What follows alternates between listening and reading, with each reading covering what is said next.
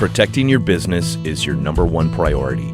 And in a world of ever-increasing global risks, organizations are facing uncertainty from third parties like never before. You've spent years building up your business, and now, more than ever, you have to think differently about due diligence to ensure that a new client, a supplier, or a third-party agent acting on your behalf won't put you at risk of reputational damage, loss of business opportunities, serious financial penalties, or even criminal charges. That's where we come in. Lexis Diligence helps mitigate risks, protects your reputation, and ensures regulatory requirements are met, helping your business reduce penalties and continue to grow through efficient, flexible, and cost-effective due diligence.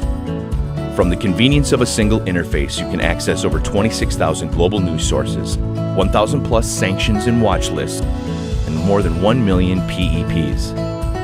Over 3,000 databases on public and private companies worldwide, in-depth country and industry risk analysis reports, and more than 46 billion public records on U.S. entities and individuals. Lexis Diligence empowers your due diligence process, allowing you to set up alerts for ongoing monitoring of critical third parties and to generate auditable due diligence reports to mitigate supplier and anti-bribery and corruption compliance risk more effectively. Dig deeper into your due diligence process with LexisNexis. Request a demo with one of our specialists today.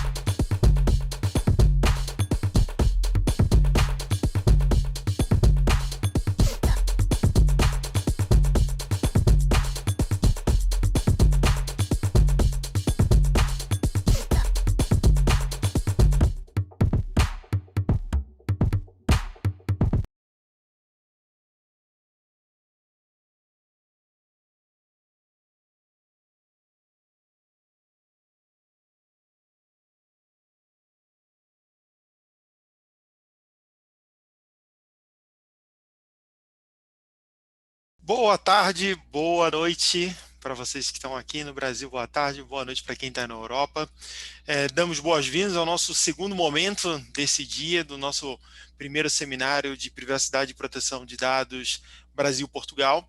Estamos começando agora a nossa segunda etapa, vamos ter três eventos agora, dois painéis agora no período da tarde. E querer relembrar vocês, para quem não participou também no período da manhã, a nossa ferramenta é o Zoom. A gente permite que você faça a pergunta para os painelistas. Tem um ícone chamado Q&A, Q&A, aí abaixo do cursor, do lado da mãozinha também. Você consegue clicar lá, fazer a sua pergunta. Tendo tempo, a mediadora vai receber e vai passar para os panelistas. Às vezes, em virtude do tempo, a gente acaba não conseguindo fazer todas as perguntas aqui, mas vamos tentar, dentro da medida do possível, respondê-las aqui ao vivo para vocês, tá bom? Agora, para iniciar o nosso terceiro painel do dia, com o tema Inteligência Artificial e Proteção de Dados, Contexto e Regulação, queria convidar, e para coordenar as atividades, né, de trabalho, a nossa doutora Cristiane Bedini, é mestre em Direito Político e Econômico pela Universidade Presbiteriana Mackenzie, pós-graduada em Direito Empresarial pela Mackenzie também, especialista em Compliance pela University of Pennsylvania, advogada corporativa e consultora em governança de compliance, professora em curso de pós-graduação e MBA. Professora Cristiane, mais uma vez, muito obrigado por ter aceito o convite. Eu quero lhe passar a palavra. Um ótimo painel a todos para você e também para os palestrantes. Muito obrigado. Obrigada, Márcio. Você é gentilíssimo, como sempre. Boa tarde, boa noite a todos que se juntam para essa conversa, para esses debates acadêmicos que com certeza serão muito, muito frutíferos para todos nós. Eu, quando fui convidada a participar desse evento e a moderar esse painel, fiquei muito honrada. E a essa sensação se juntou a ansiedade de participar desses debates, dessa troca de ideias com esses professores que estarão com todos nós agora, e especialmente porque o tema é o tema do meu desafio de pesquisa do momento. Então, eu vou dar vazão a essa ansiedade, já passando a apresentar os nossos painelistas de já. Então, começo apresentando e convidando para compor essa mesa virtual a professora Cíntia Rosa, que é advogada e professora de Direito Civil da Faculdade de Direito da USP de Ribeirão Preto. Ela é doutora em Direito Civil pela Faculdade de Direito da USP, com estágio na Ottawa University, no Canadá. Ela ainda é doutora e livre docente em Direito Civil Existencial e Patrimonial pela Universidade de Direito de Ribeirão Preto. Pós-doutora em Direito Civil na Università degli Studi di Camerino, na Itália, líder e coordenadora dos grupos de pesquisa Observatório da LGPD e Observatório do Marco Civil da Internet, certificados pelo CNPq, e do grupo de estudos Tech Law, junto ao IEA da USP. A professora é presidente do Instituto Avançado de Proteção de Dados e associada titular do IBERC, Instituto Brasileiro de Responsabilidade Civil. Professora, boa tarde, bem-vinda. Boa tarde, obrigada, Cristiane.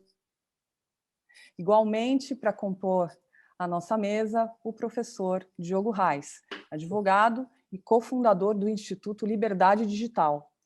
O professor Diogo Reis é colunista exclusivo da área eleitoral para o Valor Econômico, o jornal Valor Econômico, e o foi durante as eleições de 2016 e de 2020 também, e colunista da Folha de São Paulo para as eleições de 2018. O professor Diogo Reis é professor de Direito Eleitoral e Direito Digital da graduação e do programa de pós-graduação stricto sensu em Direito Político e Econômico da Universidade Presbiteriana Mackenzie. Membro da Academia de Direito Eleitoral e Político, coordenador dos livros Direito Público Digital, Fake News, a conexão entre a desinformação e o direito, e Direito Eleitoral Digital. Foi um dos especialistas convidados pela Relatoria Especial de Liberdade de Expressão da OEA para colaborar com o Guia de Combate à Desinformação. O professor Diogo Reis pesquisa e muito o tema de tecnologia e eleições desde 2010. Boa tarde, professor Diogo. Obrigado, professora Cristiane. Obrigado a todos. Obrigada. Agora apresento o doutor José Pedro Paiva, que é graduado em Direito pela Faculdade de Direito da Universidade Nova de Lisboa, mestre em Direito e Tecnologia pela Universidade de Tilburg, na Holanda, e ali teve a oportunidade de desenvolver investigação na área de regulação da tecnologia de reconhecimento facial. O Dr. José atuou como consultor na área de Direito e Tecnologia e atualmente ele é o Privacy Analyst da empresa americana Plainview, mais especificamente atuando no braço europeu da empresa, com sede em Estocolmo, de onde, aliás, ele fala conosco hoje. Boa noite para você, professor. Olá, boa noite e boa tarde quem nos fala, de quem nos vê e de quem nos fala do outro lado do Atlântico. É um prazer estar aqui. Muito obrigada. E finalizo essa lindíssima e super profissional e acadêmica mesa com o professor Matheus Passo Silva, que é o sócio fundador da Data UX Brasil e Estônia, que é uma empresa de consultoria e treinamentos em company na área de proteção de dados. Ele é o encarregado de proteção de dados da L'Oréal Portugal, professor convidado da Faculdade de Direito da Universidade Nova de Lisboa, doutorando ainda em Direito e Tecnologia pela Universidade Nova de Lisboa e doutorando em Direito Constitucional e Eleitoral pela Universidade de Lisboa. Boa noite também, professor Matheus. Oi, Cristiane, boa noite. Boa tarde aí aos colegas que estão aqui na mesa e boa tarde a todos que estão aí nos assistindo neste momento. Muito obrigada a todos, um excelente painel, um excelente evento. Passo a palavra ao Dr. José Pedro Paiva, que inicia a sua exposição. Dr. José. Muito obrigado. Vou então começar aqui por partilhar o meu ecrã, que é aquela frase que aposto que ninguém ouviu este ano. Creio que já o poderão ver. E gostaria de começar por agradecer o convite para estar aqui, à organização deste seminário e em particular à professora Graça Canto Muniz e ao professor Francisco Pereira Coutinho que me endereçaram este convite, para estar aqui a discutir um tema que me interessa bastante, que é a inteligência artificial, mais concretamente a sua regulação. E, tendo em conta que a minha é a primeira intervenção, gostaria de aproveitar a oportunidade para lançar um desafio e talvez uma pequena provocação a todos os juristas que, como eu, se dedicam ao estudo do direito e tecnologia. E, ao fazer isso, gostava de recordar um discurso do professor Frank Easterbrook na Conferência do Direito do Ciberespaço, em 1996, na qual o professor afirmou que dizer que precisamos de uma área do direito do ciberespaço é a mesma coisa que dizer que precisamos de um direito do cavalo. E com esta analogia bastante engraçada, na minha opinião, o professor afirmou que existem várias áreas do direito que direta ou indiretamente regulam estes animais, sejam elas normas dedicadas à compra e venda, aos danos causados por cavalos, às corridas de cavalos ou até mesmo à veterinária. Mas nem por isso ocorre a nenhum de nós defender que o conjunto destas normas deve configurar uma nova área do direito exclusivamente dedicada à regulação do cavalo. E eu gosto particularmente deste discurso porque eu acho que podemos reter duas ideias bastante relevantes para regular a tecnologia.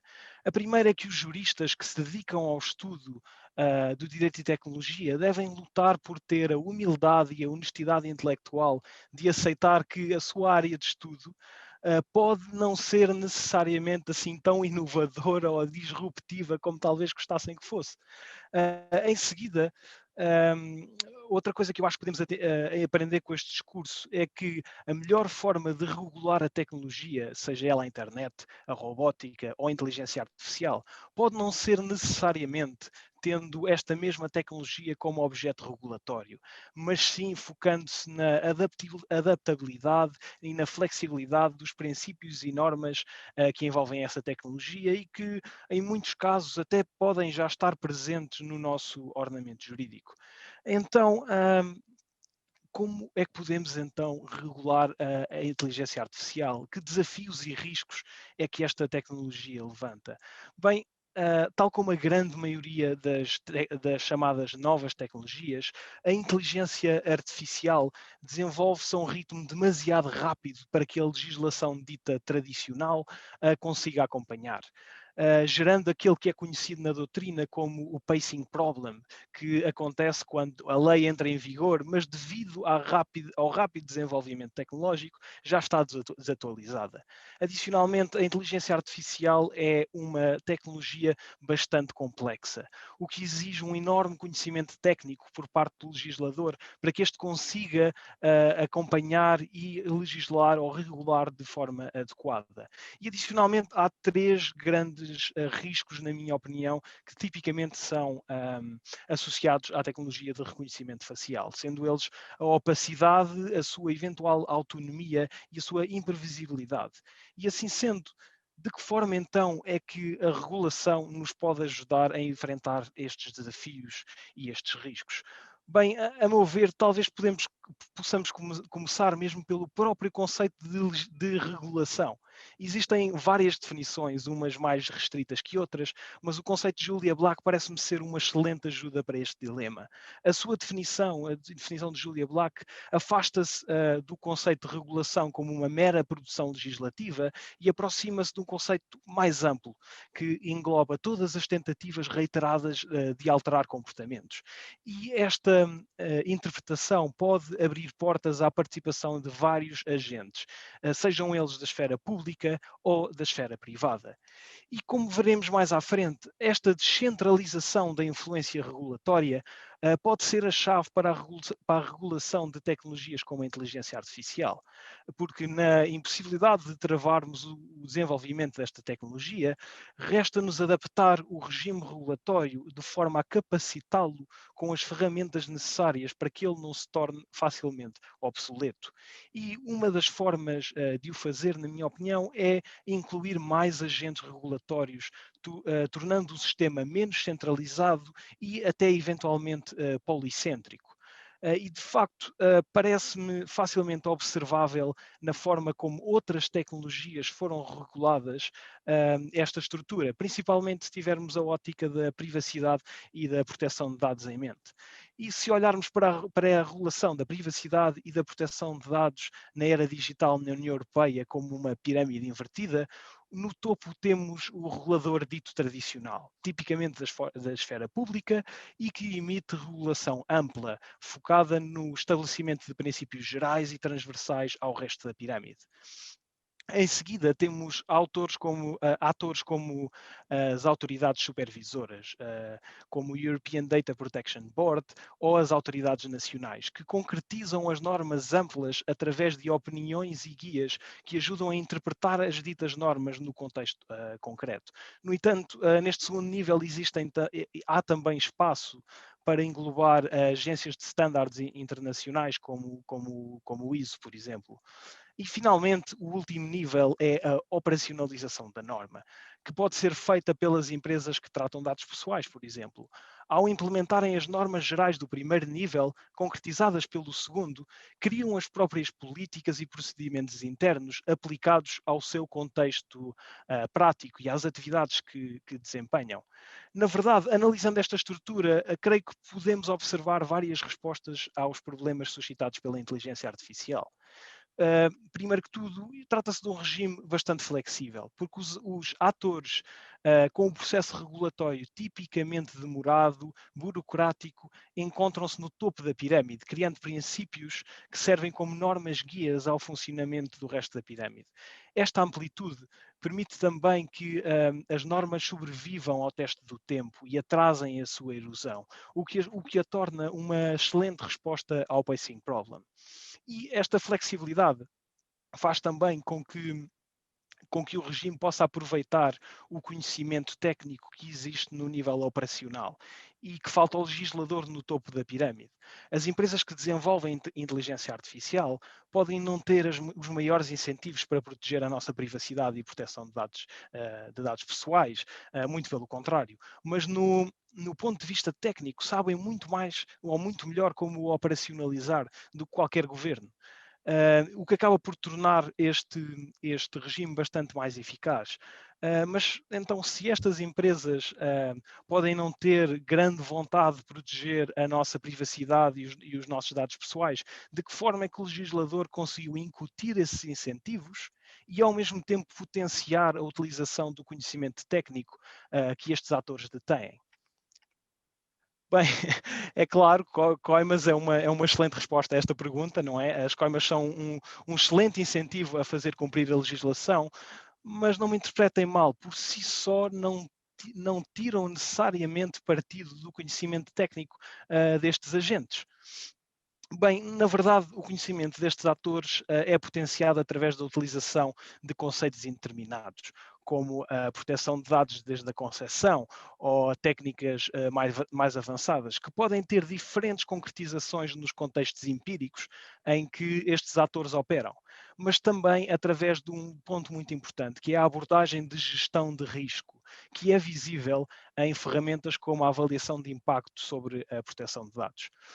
Em suma, já podemos concluir que esta estrutura, a estrutura existente, nos pode auxiliar na resposta a alguns dos desafios mais transversais gerados pela inteligência artificial. No entanto, continuamos a ter que lidar com alguns dos riscos bastante específicos deste tipo de tecnologia. E talvez por essa razão, já em 2021, a Comissão Europeia tenha apresentado uma proposta de regulamento para a inteligência artificial. Mas será que este regulamento é uma ruptura assim tão grande com o sistema existente? Não parece que seja o caso. Na verdade, acho que podemos traçar alguns paralelismos entre a estrutura que acabei de descrever e esta proposta de regulamento.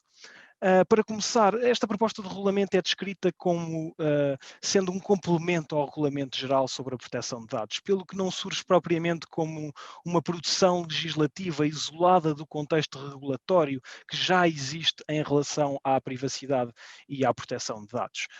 Em seguida, esta ideia de delegação do poder regulatório continua a existir neste regulamento. O regulamento sugere a criação de um European Artificial Intelligence Board. Portanto, subsiste a existência de atores regulatórios no dito nível 2 da pirâmide que concretizam as normas. E, além disso, este regulamento passa por uma grande fase de consulta pública, a qual convida à participação de vários outros atores. E, por fim, esta proposta de regulamento adota expressamente uma abordagem focada na gestão de risco.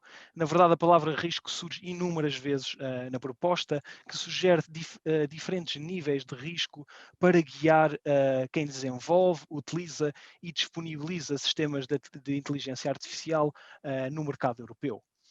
Esta pirâmide que podem ver é retirada do site da própria Comissão Europeia, que explica a abordagem adotada pela Comissão à regulação da inteligência artificial. A Comissão cria diferentes níveis em relação ao risco criado pelos sistemas de inteligência artificial e faz corresponder a cada um deles obrigações e cuidados a adotar. Começando pelo topo da pirâmide, estão as práticas cujo legislador europeu considerou criarem riscos inaceitáveis. Entre elas estão a adoção de pontuações sociais por parte dos governos para avaliar os seus cidadãos ou brinquedos com assistentes de voz que possam encorajar comportamentos perigosos. Estas práticas são expressamente proibidas pela proposta de regulamento. Em seguida temos talvez o nível mais interessante, que é as práticas de risco elevado, entre as quais se encontram sistemas utilizados para atestar a autenticidade de documentos necessários para viajar, ou infraestruturas críticas, ou que tenham efeitos em infraestruturas críticas, como os transportes públicos. Para estas práticas, o legislador europeu introduziu várias obrigações, entre as quais gostava de destacar a primeira que veem, o sistema de gestão de risco. Não só por se tratar de mais um exemplo no qual o legislador delega a tarefa de avaliar os riscos da tecnologia para atores com mais conhecimentos técnicos, mas também porque podemos, mais uma vez, traçar um claro paralelismo entre esta ferramenta e a previamente mencionada avaliação de impacto sobre a proteção de dados. Uma vez que este sistema de gestão de risco que é sugerido consiste numa identificação e análise dos riscos conhecidos e previsíveis associados aos sistemas de inteligência artificial e a consequente adoção de medidas que mitiguem esses mesmos riscos. Portanto, parece-me haver aqui uma grande semelhança entre estas duas ferramentas. Em seguida, temos as práticas que geram risco baixo, como os chatbots, por exemplo, e para estas são exigidas obrigações essencialmente de transparência. E, finalmente, chegamos às práticas que criam riscos mínimos, para as quais a Comissão decidiu não avançar com qualquer intervenção. E, em suma, esta abordagem por parte da Comissão faz-me crer que os desafios gerados pela inteligência artificial estão a ser geridos pela Comissão Europeia com uma abordagem não tão dispar das utilizadas para regular outras tecnologias, recorrendo à gestão de risco e a ferramentas já existentes nos regimes jurídicos, ou pelo menos a ferramentas bastante semelhantes. E para terminar a minha intervenção, cabe-me dizer que não sou legislador, talvez para o bem de todos nós, e tentando dar algum uso à humildade e honestidade intelectual que mencionei no início, eu não tenho certezas sobre a forma de que vamos acabar por regular eficazmente a inteligência artificial. Tenho sim sérias dúvidas de que a forma certa de o fazer seja reinventando na totalidade os nossos regimes jurídicos ou criando um direito do cavalo. E sem mais metáforas animalescas, gostaria de agradecer o vosso tempo e atenção e desejar-vos um bom resto de seminário. Obrigada, muito obrigada pela exposição, doutor José, muito útil. Para essa, muito obrigado pela vossa atenção. E eu tenho certeza que a professora Cíntia Rosa anotava ali já, fazendo todas as integrações com o seu discurso. Por isso, eu não demoro mais e passo a palavra a ela, professora Cíntia. Sim, muito obrigada, professora Cristiane. Antes de começar, eu quero parabenizar o doutor José pela brilhante exposição, também os professores Matheus, professor Diogo, que participam aqui do painel. Parabenizar também, não podia deixar de agradecer o convite que o professor Ingo Sarlet viabilizou, né, me colocando em contato com o professor Márcio, e parabenizá-los, então, pela organização desse brilhante evento, desse seminário, que pela palestra que eu pude observar agora, acompanhar, realmente tem um altíssimo nível.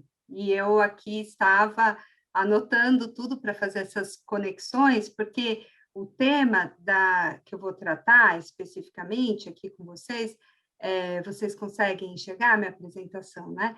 É sobre o impacto ou alguns desafios à proteção de dados pessoais no contexto do marketing comportamental, que utiliza muitas ferramentas de inteligência artificial.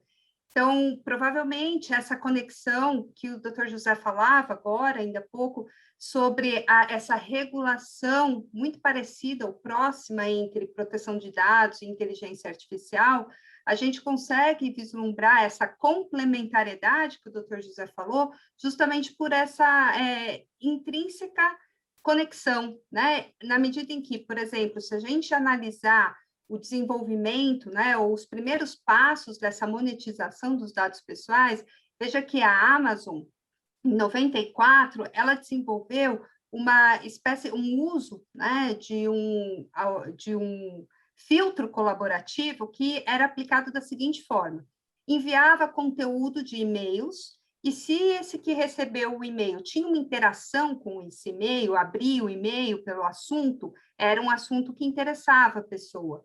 E então esse já era classificado como um interessado naquela matéria. Se não havia interação com o e-mail relacionado a um determinado assunto, essa pessoa era classificada como não interessada naquele assunto. A ideia da Amazon foi resgatar aquela figura do livreiro, né, que conhecia bem os seus clientes, já falava, né, o livro aqui, chegou um livro aqui que é fantástico pensei em você, é o livro que você gosta, é o assunto que você gosta. Então, me parece que a Amazon tentou reproduzir um pouco essa dinâmica utilizando essas tecnologias, que foram aprimoradas a partir de 97, né, com os algoritmos e inteligência artificial da Google. Né? Então, esse primeiro momento de machine learning foi aprimorado com recursos mais sofisticados de inteligência artificial aplicadas nessas aplicações Google. Né? Então, a Google ela consegue, a partir de várias aplicações, muitas das quais o usuário precisa estar logado. Então, hoje existe a possibilidade de navegação anônima, mas muitas vezes existe a possibilidade de conectar essa informação, porque às vezes ele está logado em um outro aplicativo, mas geralmente a gente usa logado, porque a gente tem o e-mail, que a gente baixa o aplicativo no celular. Então, já tem um tipo de conexão para detectar ou identificar a pessoa que está usando, né, aquela Google Maps, o Gmail e várias outras funcionalidades. Então, esse foi um sistema mais sofisticado, digamos assim. E a Facebook, né, em 2000, com o algoritmo EdgeRank, consegue detectar, buscar, né, informações que sejam relevantes, tendo em vista uma análise do interesse das pessoas. E essa análise do interesse das pessoas, ela é feita a partir do que a gente chama de algoritmos de personalização, né? Que esses algoritmos de personalização, portanto, eles buscam relacionar a pessoa com um conteúdo relevante, né? Ou seja, aquilo que mais interessa aquele usuário. E, a partir daí, qualifica ou cria categorias para esse usuário, para que esse marketing comportamental, né, então o behavioral targeting, é justamente para detectar, com base nessas preferências, que são né, resultados desses algoritmos de personalização, com base nessas preferências, detectar o interesse das pessoas e, assim, enviar publicidade direcionada, né, conforme esses interesses. E, assim, é muito mais eficiente essa publicidade. Então, veja que esse uso em massa de dados pessoais, ele existe, né, nessas situações. E, portanto, o conteúdo sendo relevante a partir desse né, perfil que é criado, entende-se que é relevante porque interessa a pessoa.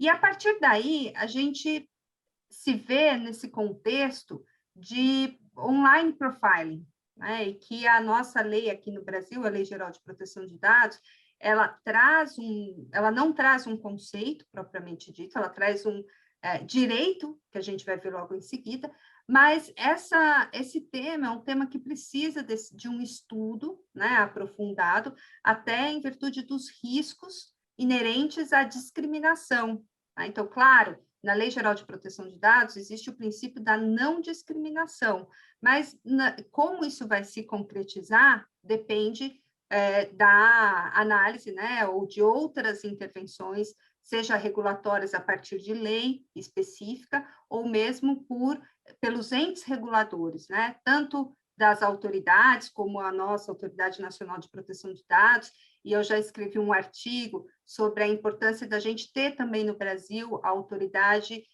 Nacional de Inteligência Artificial, porque esses assuntos eles são complementares, mas eles não são sobrepostos, né? Então, a gente viu pela apresentação do Dr. José que há uma complementaridade, mas existem outras questões que uma autoridade de inteligência artificial irá lidar, que não necessariamente diz respeito a dados pessoais. E, claro, se disser respeito a dados pessoais, aí haverá necessidade de uma atuação conjunta entre a Autoridade Nacional de Proteção de Dados e a Autoridade Nacional de Inteligência Artificial. Mas os perigos do online profiling aqui o Roger Clark, ele identifica que essa possibilidade, ela é uma técnica que é utilizada para vigilância, né? Então, data availance.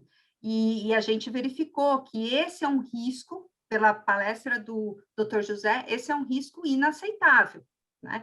E que a gente não está falando sobre isso, né? A nossa própria Lei Geral de Proteção de Dados, ela fala em dois artigos, né? Além do conceito, 2 outros artigos sobre relatório de impacto, fala muito pouco. A NPD agora está regulamentando essa figura, né? E um dos pontos importantes é justamente os perigos dessa vigilância a partir dos dados, e que, no meu ponto de vista, seria um risco inaceitável também. E isso é feito tudo a partir dessa coleta em massa de dados pessoais. Então, o que nós temos hoje no Brasil é o artigo 20, né? Ou seja, o titular de dados ele tem direito de pedir a revisão dessas decisões tomadas de forma automatizada e que delas resultam esses perfis. Então, eles podem pedir essa revisão desses perfis, seja com relação à sua informação pessoal, profissional, de consumo, de crédito, né? E outros aspectos de personalidade. O problema é qual titular de dados se atenta, né, ou sabem da existência desses perfis online. A gente que estuda a matéria, a gente tem uma dificuldade enorme de compreender tudo isso. Imagina o cidadão comum, a complexidade. E, inclusive, quantos desses titulares vão perceber eventuais equívocos entre o que a pessoa realmente é e como ela está sendo identificada? E quantos irão efetivamente exercer esse direito, né? Eu vou entrar com uma ação, o que eu vou pedir, como que eu vou provar, ou eu vou reclamar perante a Autoridade Nacional de Proteção de Dados, né? O que eu vou alegar. Então, essas são algumas dificuldades que precisam ser enfrentadas, analisadas com muito carinho, né, pelos órgãos reguladores. E uma limitação que eu vejo é o próprio segredo comercial industrial, né? Então, o parágrafo 1º do artigo 20 da nossa Lei Geral de Proteção de Dados fala que o titular, ele pode pleitear esse direito em face dos controladores, mas que os controladores, eles podem se negar a informar com base nos segredos comercial e industrial. E, no entanto, se ele se negar a apresentar essas informações claras e adequadas sobre quais critérios, quais procedimentos estão sendo utilizados para a criação desses perfis, aí sim abre a possibilidade da Autoridade Nacional de Proteção de Dados aqui no Brasil investigar, auditar essas aplicações com inteligência artificial para detectar esses critérios, esses procedimentos. Então, por hora, a gente percebe que essa auditoria, essa fiscalização fica totalmente em suspenso, né? A NPD, no site da NPD, claro, é um órgão recém-formado, tem 30 funcionários, é impossível dar conta de tudo que tem que fazer, ainda mais nesse momento particular, que é o momento do início da construção desse órgão, né? Com um monte de ainda atos normativos que devem ser tomados. Então, atualmente, ela está construindo, né, tem uma chamada pública para receber sugestões, para construir essas normas de fiscalização e auditoria. Então, atualmente, fica muito difícil se um titular de dados quiser exercer esse direito, né, porque ele pode receber uma resposta dos controladores se defendendo que não informarão em virtude dos segredos comercial e industrial, e a NPD sem poder fiscalizar. Algumas propostas que a gente imagina, né? Eu também não sou legisladora, para o bem de todos, né, doutor José, mas isso vai ao encontro muito do que o doutor José falou, nesse sentido, né? O relatório de impacto, ou seja, a análise desses riscos que envolvem toda a criação desses perfis. Tá? Então, se o relatório de impacto e essa regulação vier, eu entendo que nas tecnologias de inteligência artificial, essa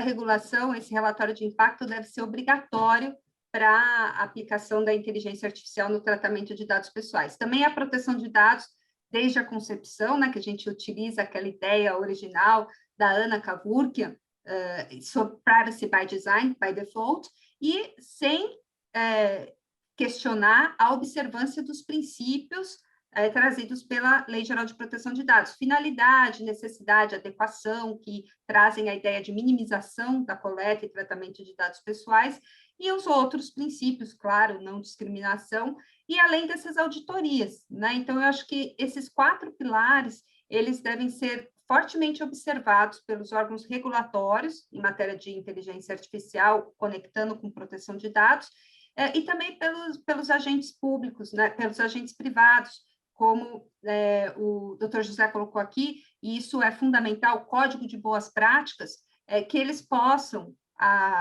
mencionar, né, e efetivamente colocar em prática essas medidas. E para terminar, a gente vê, né, esses avanços já, eu tenho acompanhado bastante a discussão sobre inteligência artificial na União Europeia, e a gente fica ainda um pouco perplexo, né? Em 2015, eu apresentei minha tese de livre docência aqui na faculdade, defendendo a necessidade da Autoridade Nacional de Proteção de Dados para a efetividade da Lei Geral de Proteção de Dados. E foi muito difícil, eu até participei na Câmara dos Deputados, para justificar e demonstrar a importância desse órgão, e que era um ponto de conflito, porque se temia muito que esse órgão pudesse engessar o desenvolvimento tecnológico, e, pelo contrário, ele garante segurança jurídica tanto para as empresas, né, para o desenvolvimento econômico, tecnológico, quanto para os titulares de dados que sabem também com antecedência os seus direitos. Então, eu acho que vai ser uma luta aqui no Brasil ainda maior a gente justificar e a gente tentar demonstrar, né, essa necessidade da criação de uma autoridade nacional de inteligência artificial. Isso já foi difícil com a LPD, vai ser difícil aqui, até pela estratégia brasileira de inteligência artificial, que em nenhum momento menciona essa criação desse órgão. Né? Sim, criou-se um conselho que vai ser administrado pelo Ministério da Ciência e Tecnologia, mas ainda a gente precisa desse órgão, como a experiência europeia já sinaliza, com uma independência e especificidade na matéria que é inteligência artificial, que é uma matéria interdisciplinar, mas ela tem a sua autonomia, ou seja, ela não se resume em proteção de dados ou outras áreas. Né? Então, eu acho que ela requer um olhar, né, de um órgão regulador mais específico. Então, a gente vê esse tema não está na estratégia de inteligência, no plano estratégico para a inteligência artificial no Brasil, e que ainda é uma estrutura muito tímida, né? A gente, claro, teve uma consulta pública que ficou alguns meses no meio da pandemia, eles receberam, né, quase 1.000 contribuições, mas ainda foi um debate muito tímido. Eu imagino que isso vai continuar, até porque a portaria do Ministério da Ciência e Tecnologia, 4.617, ela fala nessa necessidade de consultas públicas, então eu imagino que haverá ainda, então por isso nesse seminário eu acho muito importante, né, que nós pesquisadores acompanhemos esses debates, para que a gente possa levar essas sugestões e colaborações efetivas, para que o Brasil ele possa sair desse contexto de colonialismo digital, né, em que a gente só consome tecnologia, mas que o Brasil possa ter um ambiente favorável também a desenvolver tecnologia de maneira segura, né, protegendo também direitos humanos, direitos e garantias fundamentais. Eram essas as colocações, quero agradecer a todos aí pela paciência de me ouvir, que estão acompanhando o evento. Obrigada, professora. Muito obrigada, e já passo a palavra. Quem quiser continuar colocando as suas questões no Q&A, por favor, ao final, os professores vão fazer suas considerações a respeito das perguntas. Eu vou, ao máximo que puder ler, farei, ok? Obrigada novamente, professora. Professor Matheus, a palavra é sua. Ei, professora Cristiana, muito obrigado mais uma vez. Agradeço aí também à professora Graça Muniz e ao professor Francisco Pereira Coutinho aí pela possibilidade de trazer aqui algumas ideias. E aqui eu vou seguir um pouquinho a estratégia do José, que falou no início que ia fazer uma leve provocação, e eu vou aqui na minha apresentação, deixa eu até iniciá-la aqui, eu vou trazer também aí, ou pelo menos imagino, né, espero trazer aqui algumas pequenas provocações a todos que estão nos assistindo, porque a minha perspectiva aqui, ela vai ser uma perspectiva um pouquinho diferente. Quando eu digo diferente, diferente por quê? Porque, obviamente, que a gente precisa partir ou ter como ponto de partida o aspecto jurídico, pelo menos entendo assim, ainda que exista o atraso jurídico, como o José falou no início, mas, obviamente, a perspectiva que eu trago aqui é uma perspectiva que vai um pouquinho além disso e é o que eu pretendo aqui mostrar. Então, eu começo aqui com essa pequena pergunta, com essa singela pergunta, né? O que é, então, quando a gente fala em inteligência artificial, o que é isso? E muitas vezes as pessoas podem ter essa ideia, né? Ou seja, aqueles androides lá de Westworld, ou, eventualmente, aí algo um pouquinho mais perigoso, como o Exterminador do Futuro, né? E, na verdade, a gente está assim, eu não vou dizer anos-luz, porque anos-luz seria muito tempo, mas estamos aí há anos, se não décadas, disso aqui efetivamente existir, porque o que a gente tem efetivamente como inteligência artificial é isso daqui. Eu tenho aqui um código em Python de 10 linhas que faz uma regressão linear. Tá? E aí eu coloquei ali que uma regressão linear, de maneira geral, é usada para estimar valores reais baseados em variáveis contínuas. Né? Para quem não perceber bem o que é isso, ali tem um exemplo muito simples. Tá? Você pedir para uma criança para organizar as pessoas da classe por ordem de peso, sem perguntar o peso. Então, provavelmente, o que a criança vai fazer é olhar a altura e a largura das pessoas e fazer essa combinação. Então, aqui eu tenho um algoritmo de inteligência artificial que faz o quê? Basicamente, o resultado é isso. Ele cria uma regressão linear mostrando ali a correlação entre duas variáveis. Tá? Então, a gente tem basicamente o quê? A gente tem a transformação de dados, e aí eu já vou chegar na questão dos dados, obviamente, mas a gente tem a transformação desses dados em números, em variáveis, em elementos matemáticos que basicamente vão se fundamentar em estatística, em matemática, obviamente, em algumas outras áreas, para apresentar um determinado resultado. Então, aqui também eu trago um exemplo de uma rede neural, também uma esquematização de uma rede neural.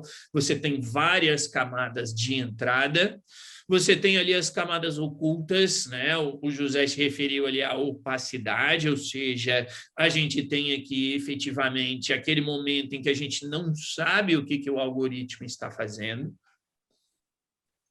E quando dizemos que não sabemos, efetivamente não se sabe, porque essa é a razão de ser de uma inteligência artificial, é ela aprender por si própria e apresentar um resultado.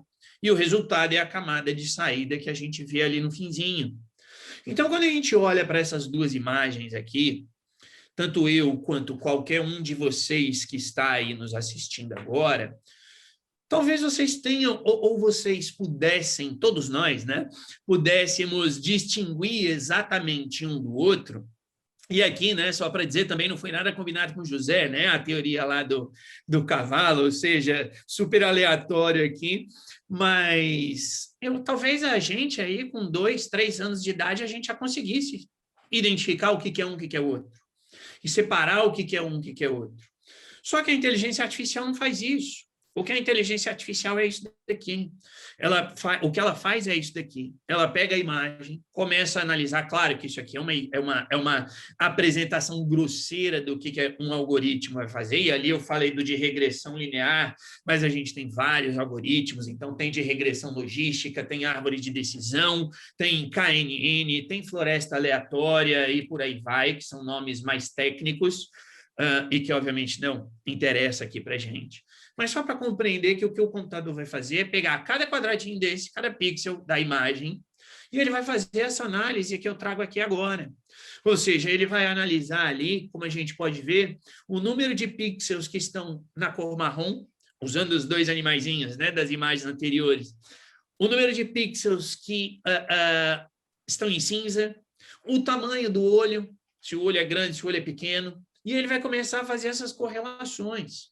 Ou seja, o algoritmo vai, de repente, perceber que, bom, numa imagem cuja maioria dos pixels seja marrom, toda vez que tiver uma imagem marrom e um desenho de olho pequeno, aquilo é um cavalo. Se tiver pixel cinza, com um olho um pouco maior proporcionalmente à imagem, talvez aquilo ali seja um pato. Tá? Qual é a cor da borda da imagem? E por aí vai. E aí a gente tem aqui no meio essas camadas ocultas, né? Ou seja, essa opacidade. E eu repito que, do ponto de vista técnico, a opacidade é necessária. E eu repito, é necessária porque ela é necessária porque senão você não caracteriza aquilo como um algoritmo de inteligência artificial. Então, quando a gente vai no Excel e coloca lá classificar a coluna do maior para o menor, aquilo ali, obviamente, não é um algoritmo de inteligência artificial. O Excel faz aquilo sozinho, ele classifica, mas ali não há nada de inteligência artificial, em princípio, porque é você que está colocando aquela classificação, não é a máquina fazendo isso sozinho. E, no final, a máquina vai te dizer qual é a probabilidade daquela imagem ser um cavalo ou ser um pato. Então, na prática, o que a gente tem é a junção em termos de inteligência artificial, de inúmeras disciplinas. Ou seja, óbvio, ciência da computação, mas até certo ponto, psicologia. Tá? Psicologia por quê? Porque, obviamente, a gente precisa analisar os inputs e os outputs daquilo dali e tomar decisões em relação àquilo dali. Obviamente que teremos a questão de matemática e estatística envolvida, ou seja, o que o computador faz nada mais é do que uma análise estatística, tanto que quando se estuda inteligência artificial, e eu digo estudar, claro, do ponto de vista técnico, não é um pré-requisito essencial, mas você precisa conhecer estatística, muito mais do que programação, você precisa conhecer estatística. Tem ali um aspecto da filosofia, tá? Que eu não vou aqui aprofundar muito, mas esse aspecto está presente em termos de estudo de inteligência artificial. A gente tem um aspecto aí de biologia, no sentido de compreender, especialmente quando estamos fazendo aqui reconhecimento de imagens, né? Ou seja, qual é o animal, enfim. E óbvio que aqui a gente não está pensando em só naquele tipo de inteligência artificial supervisionada, né? Ou seja, aquela em que eu indico alguns padrões e digo, olha, se tiver ali 4 patas, proporcionalmente uma altura assim, assado o tamanho do olho, isso é um cavalo. Se tiver só 2 e a patinha for meio triangular, aquilo ali é um pato. Ou seja, com as tags nas imagens. Temos também lá a não supervisionada, em que, enfim, o algoritmo vai se virar, né? Me permitam aqui usar essa expressão, mas ele vai se virar para efetivamente descobrir o que é aquilo. Temos a questão de sociologia, e aí, obviamente, que a gente vai entrar aqui no aspecto jurídico daqui a pouco, que eu vou vincular um pouco a sociologia, mas a sociologia que vai até um pouco além.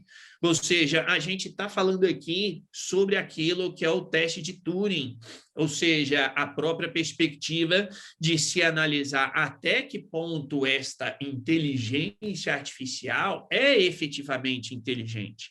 Claro que existem uma série de críticas ao teste de Turing, já que ele se fundamenta em uma filosofia ou em uma metodologia behaviorista, ou seja, ele se baseia ali no comportamento, né? E o teste de Turing, basicamente, é isso que está destacado aí no segundo ponto. Ou seja, a partir do momento em que alguém conversa com uma máquina e não percebe que é uma máquina, supostamente ali nós já teríamos, então, uma máquina que teria atingido a inteligência de um ser humano. Obviamente que por isso que isso envolve filosofia, até porque a gente tem que questionar o que é ser inteligente. Né? Como eu disse, eu não vou entrar nesse mérito aqui. Agora, se a gente usar esse critério do teste de Turing, que traz implicações para a sociedade e, consequentemente, para o direito, talvez seja possível a gente indicar que a gente já passou isso daqui. Existem inúmeros vídeos no YouTube, e aí quem tiver interesse procure depois, sobre o projeto da Google, chamado Google Duplex, ou Duplex, como vocês preferirem, tá? Existem aí vários vídeos mostrando que a assistente da Google faz uma reserva no restaurante. Ou seja, é uma inteligência artificial que pega o telefone, liga para o restaurante e fala, olha, eu quero reservar aqui uma mesa na próxima quarta-feira, às 7 horas da noite.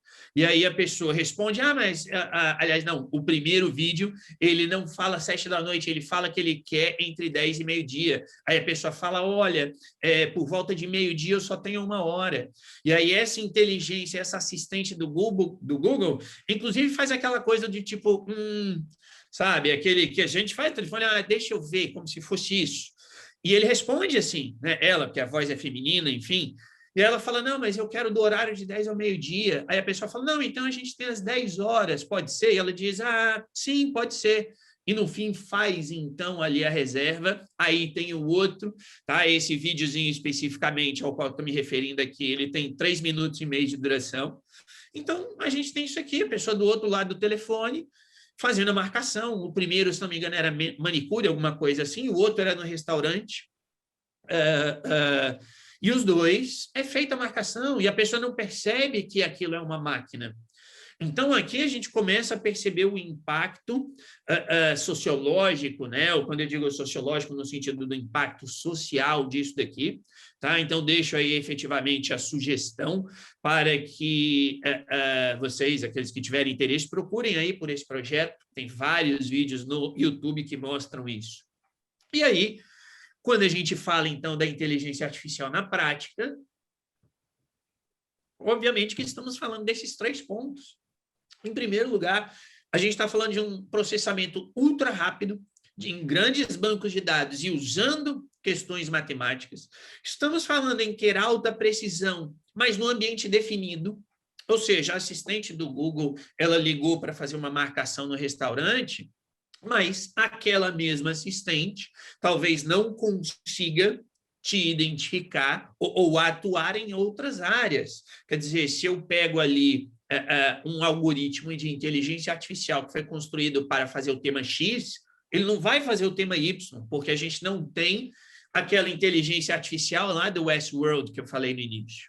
Então, temos algoritmos direcionados e, obviamente, que a gente precisa ter dados. Ou seja, se estamos falando de algoritmos que aprendem por conta própria, de programas que precisam ser treinados, a gente está falando de dados. Temos de ter dados. E aí, obviamente, a gente tem alguns problemas que já foram trazidos aqui, tanto pelo José quanto pela professora Cíntia. Então, a gente tem a questão de que a explicação, aquilo que está no meio, muitas vezes é complicado de se explicar, para não dizer impossível. Você tem aí que o machine learning e deep learning, que são coisas diferentes, inclusive temos inteligência artificial, machine learning e deep learning como coisas interligadas mais diferentes do ponto de vista técnico, que podem chegar a conclusões inexplicáveis, e ainda temos o problema que é sempre lançado em termos dos vieses, né, do resultado. Do ponto de vista técnico, é possível dizer que o viés não está no programador, porque o programador não sabe o que vai ser o resultado final, tá? Ou seja, pelo menos daquilo que eu venho pesquisando, e, obviamente, pesquisando com esse enfoque mais técnico, o problema está nos dados usados para treinar a inteligência artificial. Então, inclusive, tem um artigo que eu li em que eles fizeram uma análise da Wikipedia na área da saúde, e, conforme a Wikipedia, existem 75% de médicos homens no mundo e apenas 25% de médicas mulheres no mundo, porque na Wikipedia a referência que você tem sempre a médicos é no masculino e não no feminino, sempre nessa proporção, 75-25. Então, obviamente, você tem um problema no dado de entrada, não, quer dizer, e aí isso gera o dado da saída. Não necessariamente será um problema do programador, digamos assim. E aí, obviamente, nós temos um desafio muito complexo aí, né, como a professora Cíntia acabou de colocar. E aí nós chegamos a esse problema. Como explicar uma decisão automatizada ao titular quando a gente tem tudo isso envolvido? Não é? Então, e mais, eu até acrescento aqui, eu vi que o Amilson tinha feito uma pergunta e eu tomo aqui a liberdade de já embutir, pegando um gancho no que a professora Cíntia falou, quando ela diz que o titular não sabe o que é isso, e eu vou até além. E se o titular não apenas não souber, mas gostar disso? Porque eu pergunto aqui, quem é que gosta de receber spam? Quem quer receber spam? Quem acorda de manhã abrindo o seu Outlook ou seu Gmail dizendo, meu Deus, tomara que eu tenha recebido muitos spams hoje. Então, um spam nada mais é do que um algoritmo que é análogo a uma inteligência artificial e que vai fazer uma classificação. Então, a gente tem inúmeros benefícios. Eu, Matheus, adoro dirigir, mas eu sei que tem pessoas que não gostam de dirigir, tem pessoas que não veem a hora de o 5G estar totalmente nativa, a internet das coisas está totalmente nativa. Para quê? Para ter inteligência artificial dirigindo o carro autônomo, porque a pessoa vai lá sentada no sofá, no banco do carro, fazendo qualquer outra coisa, enquanto o carro vai para lá e vai para cá. E quem não quer isso? Tá? Então, eu acho que isso é uma outra questão que a gente tem de pensar. E por isso que eu entro aqui, isso aqui, obviamente, eu não vou aprofundar, é claro que nós temos aqui, sob a perspectiva jurídica, ou pela perspectiva jurídica, obviamente, a necessidade, e aqui, óbvio, puxando também para a área de proteção de dados, de concretizar todas as obrigações, todos os deveres que os agentes de tratamento têm. Obviamente, fala aqui de controladores, que são os controladores ou os responsáveis pelo tratamento que vão tomar a decisão de utilizar uma inteligência artificial, mas é necessário ir além. Claro que eu coloco ali uma novidade entre aspas, né? E aqui é que eu digo que eu vou falar um pouquinho diferente. A gente precisa ir além, porque dizer que eu tenho de cumprir a lei, isso é um ponto de partida. Então, eu não posso simplesmente pressupor que cumprindo a lei estarei ok. Eu gosto de dar um exemplo, e eu sei que a maioria aqui dos nossos participantes do evento são juristas, são da área do direito, e me perdoem pela provocação, mas é a mesma coisa que deixar um advogado escrever um aviso de privacidade. Na maioria das vezes, o advogado não vai escrever um aviso de privacidade, ele vai escrever um contrato, porque ele vai escrever um documento com termos, muitas vezes, legais, né? Aquela coisa do legalês, em que o titular não vai entender. Então, ele cumpre a lei, a empresa cumpre a lei, mas talvez não esteja cumprindo neste princípio ou nesta ideia de uma accountability, que aqui eu entendo a accountability não só como a prestação de contas, a tradução sempre para o português é meio complicada, da palavra accountability, né? Então, não é só a questão de prestar contas, de dizer, olha, estou fazendo isso, no sentido de falar isso para o titular, ou mesmo para a autoridade, e dizer, olha, está aqui toda a documentação, olha como eu estou cumprindo a lei. Mas eu entendo aqui essa accountability no sentido de ir além e de efetivamente ter uma preocupação com os dados do titular. Então, é nesse sentido que eu deixo essa provocação do aviso de privacidade. Pelo menos eu, Matheus, me deparo com aviso de privacidade em 95% das vezes que eu estou lendo o contrato. E eu percebo, eu entendo que está ali. Mas a maioria das pessoas não é à toa, todos nós sabemos, e o que eu vou falar é chover no molhado, que a maioria das pessoas faz o quê? Clica lá no próximo, que ela quer ter acesso ao negócio, né? Aquilo que é o objetivo dela. Então, aqui a gente precisa efetivamente ter esta ideia da ética, e eu entendo aqui e trago aqui essa perspectiva de que a ética é fazer a coisa certa. Claro que isso é muitas vezes complicado, porque aquela coisa de dizer, mas cada um acha o que é ou o que não é certo, a empresa não vai querer fazer, isso aí é com a empresa. Aqui eu entendo que sim, este tratamento dos dados precisa ter isto daqui, e esta ética precisa estar vinculada diretamente com a perspectiva de que a empresa precisa colocar o titular em primeiro lugar. E, óbvio, quando eu digo empresa, eu falo agente de tratamento de maneira geral. Então, aqui não é só aquela questão do jurídico, acho que o jurídico, as obrigações jurídicas, óbvio, estão embutidas nessa ideia de ética, mas, efetivamente, ter este foco nas pessoas e entender que, no fim das contas, o que nós temos ali é alguém cujos dados estão sendo utilizados e esses dados precisam ser tratados da melhor maneira possível, porque, efetivamente, nós podemos ter algum problema ou causar algum problema para aquela pessoa. É nesse sentido que eu destaquei ali a prestação de contas em absolutamente todos os níveis, né? E aí, essa aplicação na prática pressupõe, por exemplo, não usar dado de rede social para análise de currículo. Então, aqui é aquela coisa de dizer, eu, agente de tratamento, eu posso usar o LinkedIn, eventualmente, para poder fazer uma seleção de currículos? E eu, Matheus, do ponto de vista unicamente jurídico, defendo que sim, é plenamente possível usar com base no legítimo interesse o que está no LinkedIn, porque quem posta algo no LinkedIn, considerando que o LinkedIn é uma rede social profissional, a pessoa que posta algo no LinkedIn, muitas vezes ela quer ter um contato profissional. Então, do ponto de vista jurídico, eu não vejo absolutamente nenhum problema. Por outro lado, será que do ponto de vista ético eu devo usar o que está ali e jogar isso no algoritmo de inteligência artificial, que efetivamente eu não sei o que vai acontecer no meio, e ele trazer uma seleção de um candidato, de repente, de uma maneira discriminatória? Então, aqui a gente tem de ter esse tipo de preocupação.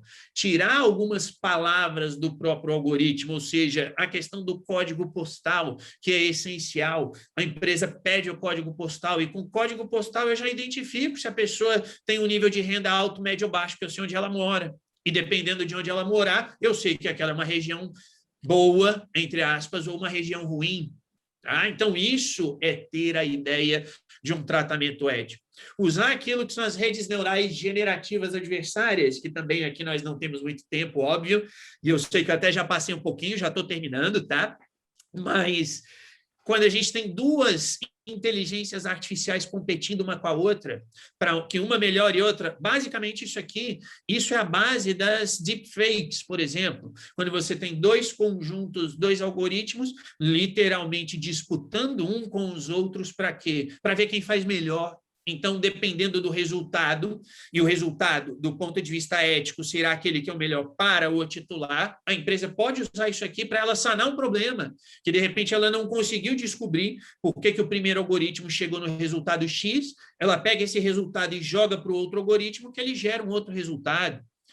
E, obviamente, a necessidade de atualização constante desses modelos. Além disso, e eu prometo que aqui é super rápido, são só mais 3 slides. Como eu disse, a inteligência artificial nada mais é do que transformar algo em número.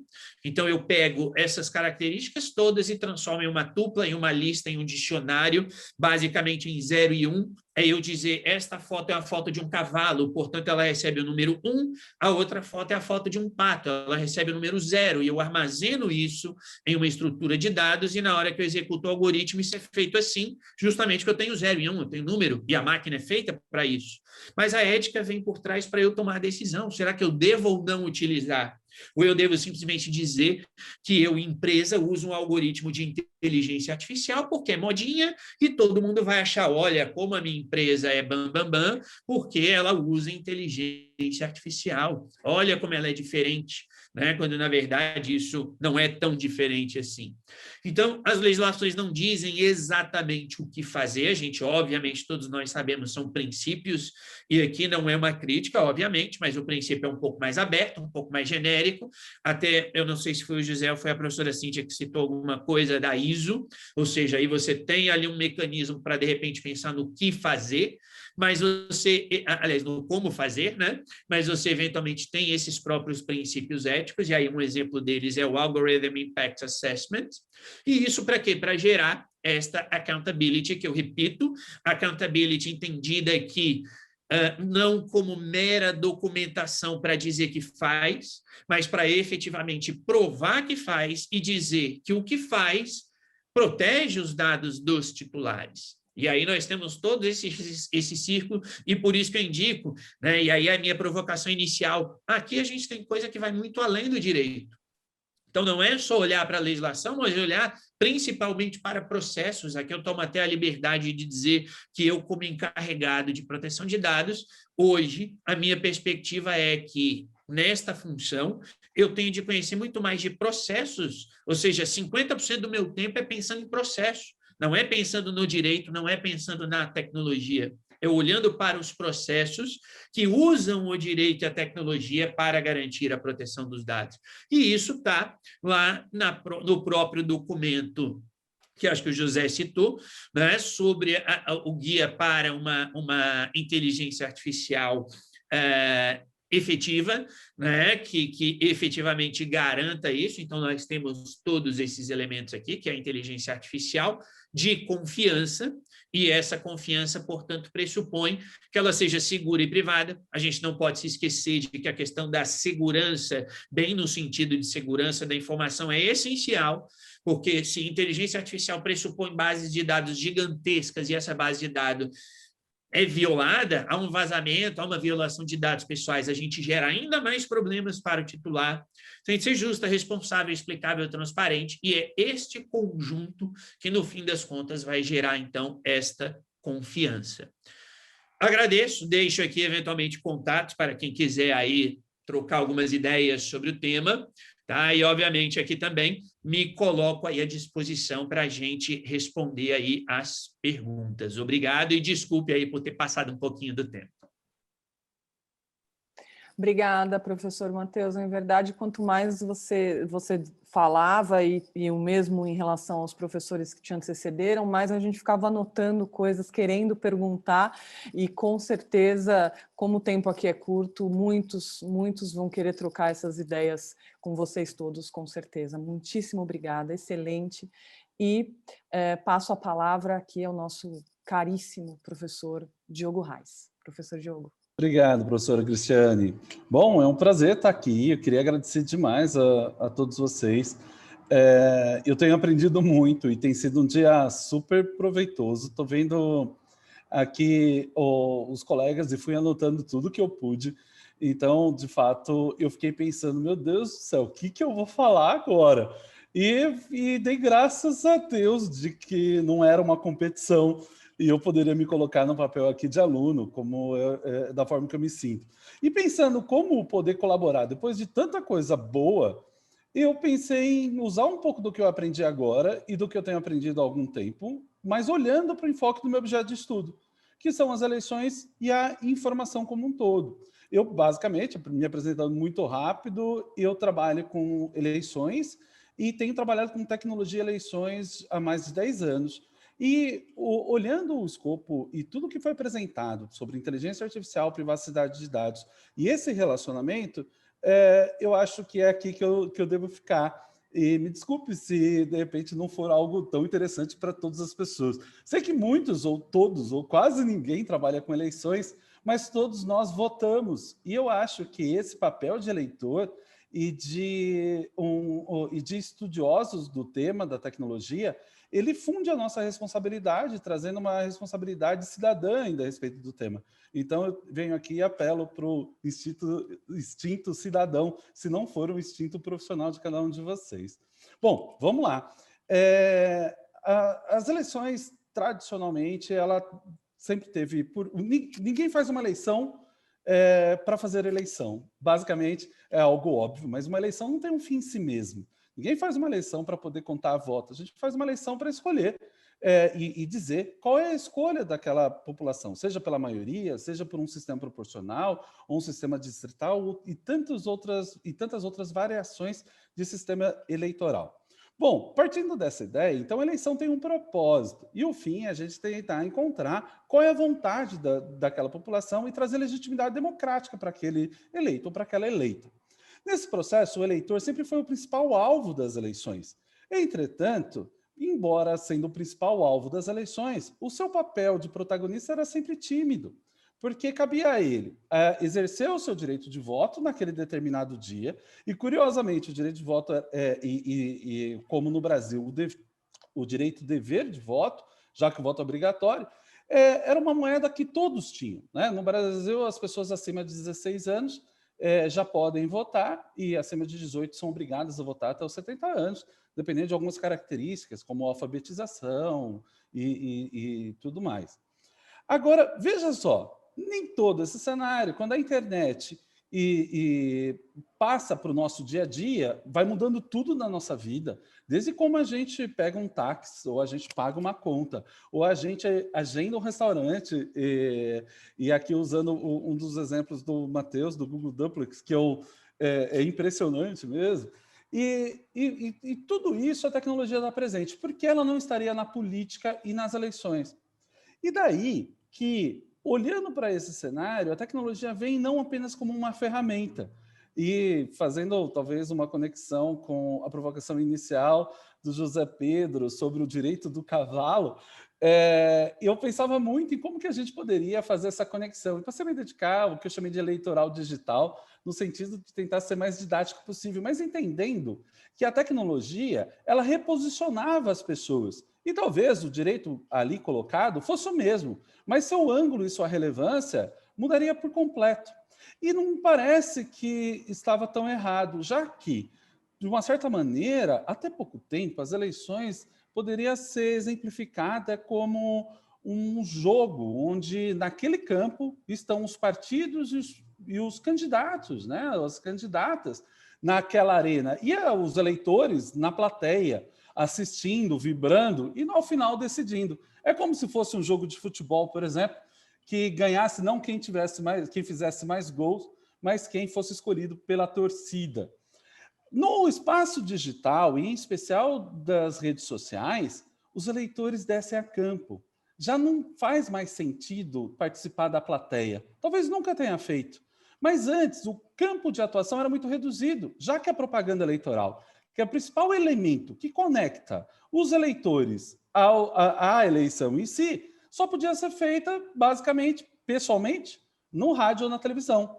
E quem aqui de nós, pobres mortais, tem o tempo na televisão para isso? Com a internet, tudo isso muda e a gente passa a jogar, entrar em campo. E como diferenciar quando aquilo que a gente fala é uma opinião de um cidadão no âmbito da sua liberdade de expressão ou, de repente, é, na verdade, uma propaganda eleitoral buscando o seu convencimento? Como tratar um eleitor que é o protagonista de um processo eleitoral e a verdadeira razão de uma eleição, também como um profissional ou como um candidato que tem que se sujeitar a todas essas regras? E isso tudo, com o que eu aprendi hoje aqui, me parece que ganha maior relevância. Porque, vendo a professora Cíntia trazendo a questão do marketing comportamental e entendendo esse processo de predição, de escolhas, por tudo que os dados que a gente, de alguma maneira, permite que seja utilizado, ou que, de alguma maneira, pode não saber ou não perceber o quão é utilizado, porque eu, ultimamente, tenho falado que a gente tem um desprezo pela proteção de dados, né? O professor Matheus é especialista no tema também, assim como os outros colegas aqui. Eu vejo, às vezes, a pessoa renunciando todos os seus direitos só para fazer uma fotografia como se essa pessoa fosse mais velha. Então, é meio que troca tudo o que você tem por um cacho de banana. Lembram daqueles programas de auditórios antigos? Quando a pessoa dizia sim ou não, tampando os ouvidos? Exatamente, professor Cristiano. Então, me parece que essa falta de apreço acabou fazendo com que a gente entrasse nesse cenário. Agora, é complicadíssimo e traz todas essas relevâncias quando a gente fala de consumo, por exemplo. Mas o consumo, existem algumas barreiras quase que naturais. Por exemplo, o quanto de dinheiro você tem para comprar determinada coisa? O quanto você pode dispor desse dinheiro para comprar essa coisa ou para usar essa coisa? Porém, o voto já está disponível. Então, não é uma moeda na qual você abre mão, é uma moeda que você necessariamente precisa gastar, no caso brasileiro, em todos os anos pares. Em 2022, temos outra eleição. Então, nesse processo, a gente tem talvez menos barreiras naturais, como, por exemplo, o poder aquisitivo das pessoas, a vontade das pessoas terem aquela coisa e a necessidade de usar aquela coisa. E, na verdade, o que a gente tem é como se todo esse público tivesse já um saquinho de dinheiro pronto e que tivesse se livrado desse dinheiro no primeiro domingo de outubro do ano par. E aí, a inteligência artificial, somada à obtenção dos dados, será que ela não pode te levar mais facilmente a comprar aquele candidato, já que você não precisa dispor de um dinheiro ou de um sacrifício? O voto já é seu, você vai atribuir esse voto. O que eu estou querendo dizer é que talvez barreiras naturais no âmbito do consumo inexistem no âmbito eleitoral. Isso somado à crise política e ao descontentamento político que assola globalmente, talvez seja ainda mais crítico a ponto das pessoas refletirem cada vez menos em quem vai votar. Ou pior, cada vez menos em quem não vai votar. E daí, potencialidades aliadas ao microtargeting, ao microdirecionamento e o sistema de dados, isso embalado com a inteligência artificial, faz com que, talvez, nós estejamos num trilho traçado por alguém que gostaria que determinada pessoa vencesse ou perdesse. Como entender esse processo e enfrentar esse desafio? O direito eleitoral brasileiro tem, já há muito tempo, regulado as questões digitais de tal forma como se fossem as analógicas. E isso é, na minha opinião, um defeito muito grande. O santinho, ou aquele papel no qual tem o número do candidato, o nome do candidato, não é o post. O YouTube não é a televisão. O Spotify não é o rádio. São coisas completamente diferentes. E nesse cenário, a gente precisa conciliar a expertise da proteção de dados com a inteligência artificial, mas sem se desvincular do objetivo específico das eleições, que é fazer valer a vontade popular. Como nesse processo, manter o mesmo parâmetro de que a maioria vence, quando no espaço digital, talvez a maioria toda seja composta por uma única pessoa. As barreiras do tempo e do espaço, de alguma maneira, foram transpostas. Enquanto no espaço físico, a gente tem os limites do corpo, e não é possível você ocupar 2 lugares no mesmo espaço, em todo esse cenário, você pode ocupar infinitos lugares. E tudo isso sendo traduzido, de uma certa maneira, nas eleições, talvez possa fazer com que a gente tenha um ciclo daqueles que dominam o espaço tecnológico, também dominem os espaços de poder. E, embora eu gostaria muito que o José Pedro fosse um dos legisladores, essas pessoas podem se fazer legisladores, porque podem vencer as eleições a partir de uma estrutura tecnológica bem montada. E a dificuldade de analisar esse conteúdo e de ter a transparência necessária faz com que sejamos muito mais conduzidos do que condutores. Nesse processo, a guerra tecnológica ganha uma nova dimensão. E essa dimensão especificamente democrática desafia a todos nós e a todas as expertises, porque, afinal, ter o controle sobre quem governa é também ter o controle sobre a legislação. E ter o controle sobre a legislação é também ter o controle sobre a expansão tecnológica. Daí que eu tenho acreditado, o professor Matheus mencionou a filosofia e a sua relação com a inteligência artificial. Eu particularmente, tenho pensado que a filosofia, a sociologia, o direito, ciências humanas, a psicologia e tantos outros, acaba sendo, talvez, a principal forma da gente integrar e trazer a inteligência artificial de modo mais responsável. Porque freios tecnológicos, talvez a gente não tenha mais. E, então, cabe à ética decidir se ela vai ocupar o seu verdadeiro espaço.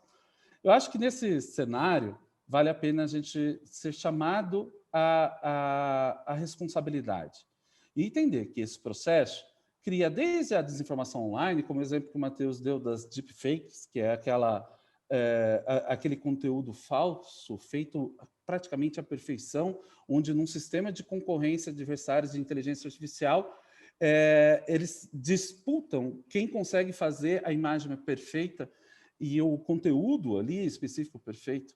Imagina um vídeo desse na véspera da eleição, anunciando a renúncia de um determinado candidato, mostrando um vídeo de corrupção. Ou pior, um vídeo específico ser desqualificado por poder existir a deepfake.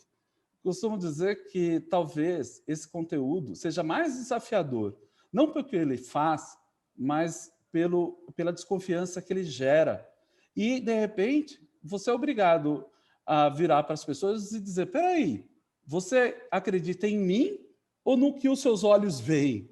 E assim, a gente passa a ter que se relacionar com esse conteúdo de uma outra forma. Empresarialmente, muitos desafios. Mas, nesse campo das eleições, gostaria muito de chamar a atenção de que as coisas não estão fáceis. E a gente tem passado, cada minuto, por testes ainda mais agressivos. E caberá, de uma certa maneira, a esses mesmos que foram eleitos regular essa matéria. Digo isso no sentido geral, considerando o parlamento em si. Então, é uma chamada à academia para participar desse processo, como as audiências públicas, as consultas, como a professora Cíntia mencionou. Mas talvez juntar um pouquinho dessa expertise empresarial com a regulação e a democracia, a gente tem, ao final, um ganho ainda muito maior do que um ganho específico diante do mercado. Talvez um ganho muito maior diante da liberdade e da democracia em si. Então, fica aqui os meus comentários, mas estou super à disposição. E queria agradecer mais uma vez pela oportunidade de poder aprender com todos vocês aqui. Muito obrigado. Obrigada, professor Diogo. Não importa como, onde ou porquê, você sempre contribuiu muitíssimo com esses alertas, com essas considerações muito produtivas e muito provocativas, como todos os demais. E creio que eu estou ecoando aqui e confirmando já as considerações de vários, de que as palestras foram excelentes. Tem um tempinho, eu gostaria só de fazer transmitir aqui uma pergunta da Rafaela Fiocchi para o professor Matheus, mas evidentemente todos os palestrantes podem comentar. Professor Matheus, então, para que as empresas possuam ética em relação à accountability, seria necessário o investimento em uma espécie de educação digital para que as pessoas entendam o que consta do termo de privacidade, ou provavelmente uma linguagem mais simplificada já bastaria para atender o objetivo? E ela parabeniza a todos pela palestra. Bom, Rafaela, né? Olha, Rafaela, eu diria que nenhum e nem outro. Na minha perspectiva, eu entendo que isso é algo que, em primeiro lugar, precisa ser uma decisão daquilo que quem está aí na área de proteção de dados, especialmente no momento de implementação de um programa de privacidade em empresas, já deve ter ouvido falar, que é a alta direção. Ou seja, e aqui eu sigo, inclusive, a própria perspectiva da família ISO, né, das normas da ISO 27001, especificamente, assim como a 27701, que indica que, na verdade, esse programa, antes mesmo dessa conscientização, e aqui eu entendo, claro, a sua pergunta muito mais uma conscientização mais geral, digamos assim, mas essa conscientização, essa visão, precisa ser uma visão da própria alta direção da organização. E aqui eu uso essa expressão alta direção, efetivamente, seja para indicar aí CEO ou conselho diretor, aí, enfim, aplique-se ao caso concreto. Por que eu digo isso? E aqui eu também faço eco, né? Eu ecoo a própria ideia da IAPP, né? A International Association of Privacy Professionals, no seu livro sobre a CIPM, a certificação CIPM, que é o Privacy Manager, em que eles deixam isso claro, e eu concordo plenamente com essa visão. Qual seja, a de que efetivamente essa ética que gera essa accountability nesse sentido, que não se limita à mera existência de documentos, ela precisa vir de quem bate o martelo. Usando aqui um português muito simples, né? Ou seja, quem toma a decisão. Então, se a alta direção não estiver envolvida nesse processo, e não só envolvida, mas se ela não tiver vislumbrado esse processo, não adianta a gente fazer treinamento, não adianta a gente olhar para um colaborador dentro de uma organização e colocar o colaborador lá para fazer um treinamento. Por quê? Porque talvez, e aqui é só uma especulação minha, claro, mas talvez o treinamento vai ser daquele tipo em que a pessoa clica em próximo, e quando chega lá no final tem 10 questões, que se ela errar, o sistema apresenta a resposta e ela repete as 10 questões, e no final ela tem lá um certificado de que fez o treinamento com 100% de aproveitamento. E aí, se você perguntar para ela 5 minutos depois, mas o que é dado pessoal, ela vai dizer, é nome e telefone, e acabou. Ou seja, o ponto que eu coloco aqui é que efetivamente a gente precisaria ter esta visão de que eu preciso ir além da mera e mera que não é para diminuir, claro, mas é no sentido de ir além, mas essa mera documentação, existência de documentação a partir da própria visão que a empresa tem. Porque se a visão da empresa for aquela visão do tipo, não, eu quero aqui estar adequado à legislação de proteção de dados, seja o regulamento europeu, seja a LGPD ou o que for, porque eu não quero tomar multa. Quer dizer, essa é uma visão que, obviamente, aqui não importa se ela é boa ou se ela é ruim, isso cada um chega à sua própria conclusão. É uma visão da organização que é diferente da organização que fala assim, eu enxergo privacidade como uma vantagem competitiva, então eu vou investir. Por quê? Porque eu sei que isso vai demorar, eu sei que, em tese, em princípio, eu vou gastar um pouco mais hoje, mas amanhã isso vai me trazer um retorno. Seja um retorno de que eu começo a vender mais, seja um retorno porque o meu consumidor atual compra mais de mim, seja um retorno em termos de status social, nem que seja isso, que seja real, é claro.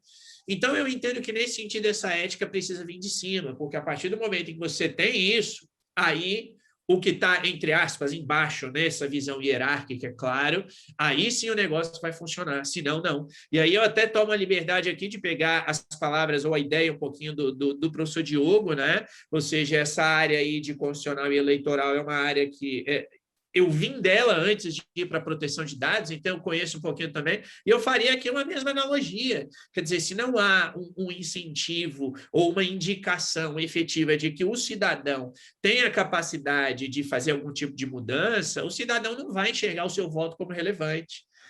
Então, eu acho que é nesse sentido, ou nessa perspectiva, e voltando aí para a área da proteção de dados, que é a minha praia atual, eu acho que isso precisa estar muito claro para a alta direção, senão não adianta você fazer treinamento, não adianta você usar a linguagem mais simples, porque a pessoa vai falar, para que eu estou usando a linguagem mais simples? Porque sim, porque alguém falou que eu tenho que fazer, em vez de efetivamente entender que isso é um investimento e que, gerando a confiança no titular, a empresa ganha, e quando eu digo ganha, ela ganha em termos financeiros. Isso não sou eu, Matheus, quem diz, isso existe uma série de pesquisas, talvez a mais conhecida delas seja da Cisco, né? Ou seja, eles têm relatórios dos últimos 3 anos que mostram que, em média, as empresas ganham 2 vezes aquilo que elas investem em proteção de dados. Então, investiu 100, ela ganha 200. Tá? Então, isso eu acho que é muito claro. Obrigada, professor Matheus. Bem, respeitando aqui o cronograma do evento, eu passo a palavra para o Márcio, para o encerramento.